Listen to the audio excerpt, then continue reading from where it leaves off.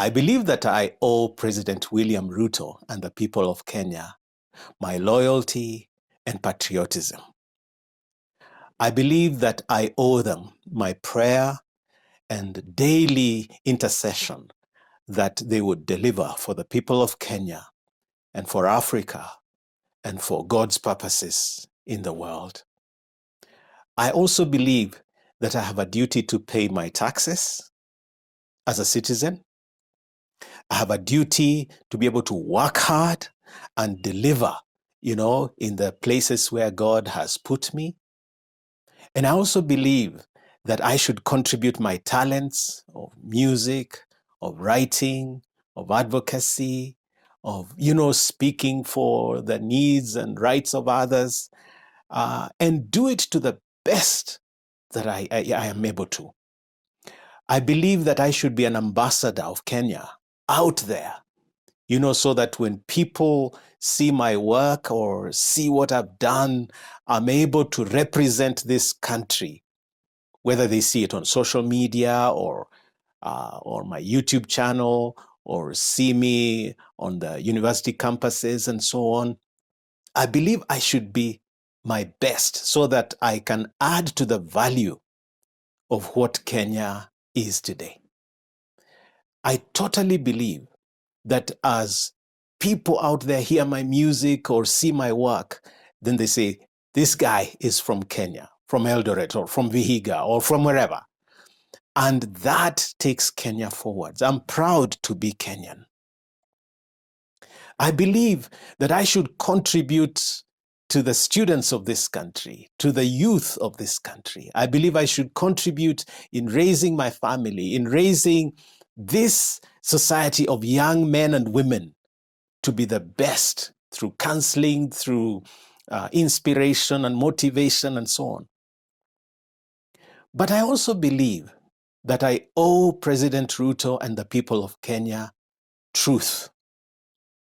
I am a servant of truth.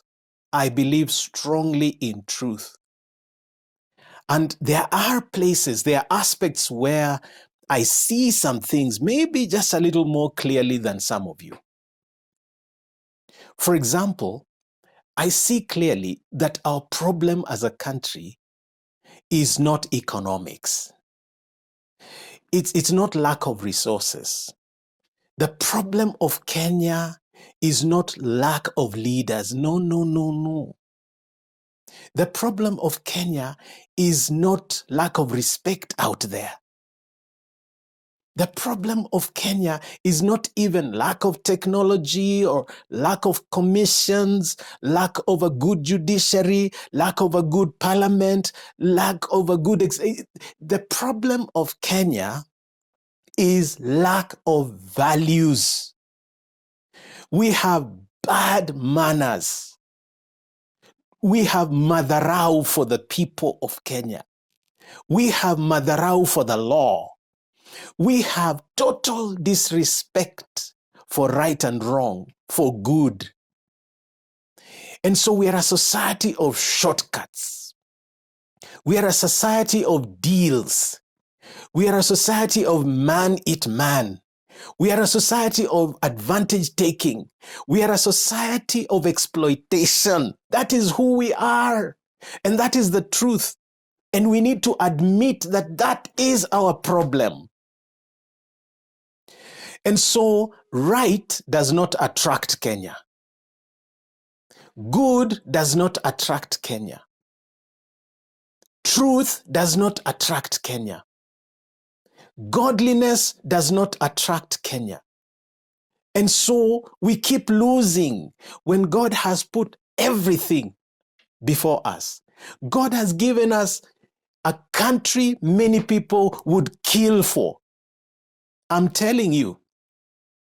And so, I owe this present government one big truth. You are not going to succeed if you proceed with putting people of questionable character into mainstream leadership. You will not succeed. You will fail if you're not failing already. And the thing is, that these people have questionable pasts. It's not as if we are making up. It's in the common domain. It's in the public domain. You say, okay, we've not proven that this fellow is guilty. Yes, there is an issue of, maybe a murder charge here, a theft there. There is an issue of rape there. There is an issue of... But my friends, why is it that everywhere else we say, dalili ya mvua ni mawingu, dalili ya moto ni moshi? Why do we accept that as the truth? And then it comes to politics and leadership of this country, and we imagine that that is not true. So if I have been adversely mentioned because of theft and theft and theft, there are figures attached to my name. If I am adversely mentioned that there is a specific woman that I attempted to rape, even if I didn't rape. Yes, call it political gimmicks, call it whatever you want. But it's attached to you. Why is it's not attached to other people? If you are known, every time you open your mouth, that foul language will come out. If you are known for that. If you are known that given any office, the first thing you do is cut deals. And, put your wife in, or your daughter or son, nepotism, or someone from your community. If that is how you do government, then why do we expect different? You see, the whole Ruto government is really just a bringing together of people that were in the Jubilee government that we say failed. I haven't quantified yet, but I would say more than 70%. But we're expecting different. And so, why would you, Mr. President, actually name anybody in the cabinet as a Christian? You say you're a Christian, but this person has been adversely mentioned. Is it just because he's your friend? Is it because he contributed some money to your campaign? Is it because, he's been an acquaintance of yours for some time? Or is it just community balance? This is Central, this is, Rift Valley. And by the way, as a Christian, you shouldn't be doing government that way. I don't think you should be doing government that way. Is that what it is? Now, you say you're going to be inclusive. I have published, I'm sure it's been brought to your attention, that at the point of county nominations, over 21 counties had not included persons with disability in their governments. You know that. It's in the public domain. You see, the more you ignore things like that, the more we conclude you have no interest in things like matters of persons living with disability. I mean, unaona kwa vitendo, sio kwa misemo. So that's why I'm saying that we will tell you the truth.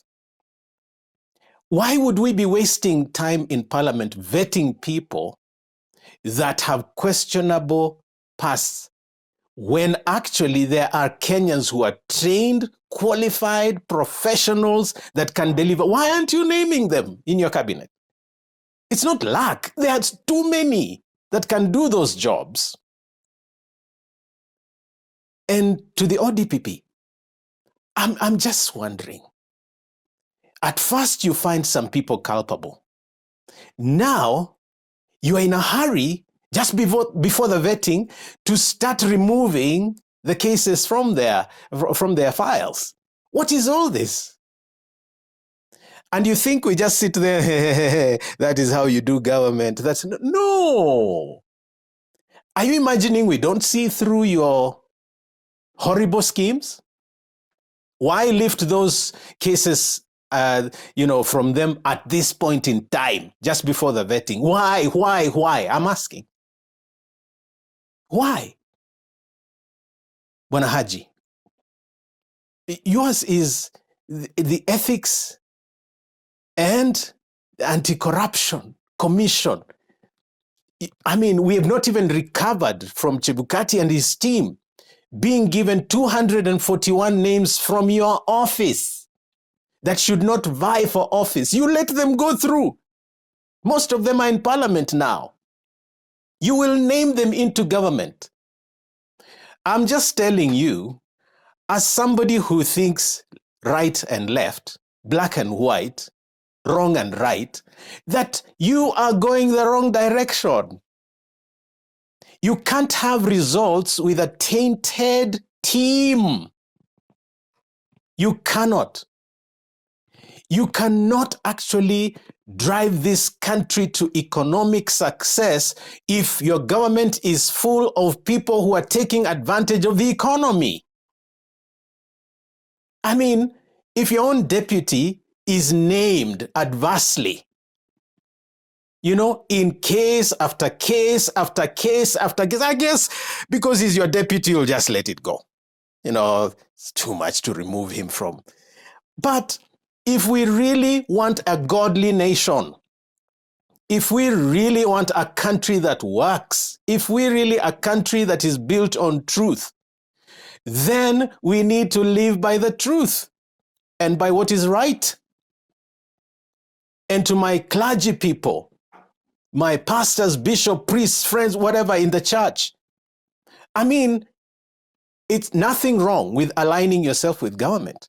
But why aren't you telling President Ruto that he is going the wrong direction by some of the nominations? Why? Why are you quiet? Aren't you the custodians of right and wrong? The custodians of truth? You are the custodians of the right in this country. You're the conscience of this society of Kenya. You are the prophets, the priests, the ones that are to tell the king he is naked when he is. And so I call upon you to be as passionate about guiding the president and the government and the people of Kenya as you are in associating with his victory. Let us tell each other the truth, and only the truth will set us free. Yes, I owe respect. I owe loyalty. I owe patriotism. I owe love for this country. I owe a lot of labor and commitment. But I also owe you the truth, because you shall know the truth, and the truth will set you free.